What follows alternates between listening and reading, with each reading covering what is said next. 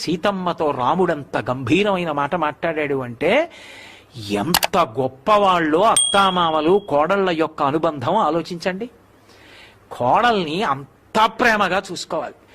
కోడల్ని కూతుర్ని ఇద్దరినీ తీసుకుని మామగారి చీరలు కొనిపెట్టడానికి వెళ్ళాడు అనుకోండి, ఇద్దరూ కూడబలుక్కుని ఒకే రకం చీరలు కొనుక్కుని మామయ్యగారండి డబ్బు కట్టేయండి అన్నారు అనుకోండి, అది వాళ్ళ హక్కు అనాలి. అంటే కదా మురిపం. ఇద్దరిది 1000 రూపాయల చీరలే అయినా కూడా 2000 ఇచ్చి ₹1 పైన పెట్టి ఇది మా కోడల చీరకి అని చేయాలి. కోడలకి 1001 రూపాయి చీర, కూతురికి 1000 రూపాయల చీర. ఎందుచేతంటే తన శరీరం పడిపోయాక కూడా ఉద్ధరించేది కోడలు, తన వంశాన్ని నిలబెట్టింది కోడలు, తనని తాతని చేసింది కోడలు, తన జీవితంలో సమస్త సంతోషాలకి ఆలవాలం ఆ కోడలు. అటువంటి కోడల విషయంలో రూపాయి ఎక్కువ పెట్టాలి తప్ప తక్కువ పెట్టకూడదు. కూతురు కన్నా కోడలు గొప్పది. నేను చెప్పట్లేదు ఈ మాట, శాస్త్రాలు చెప్తున్నాయి.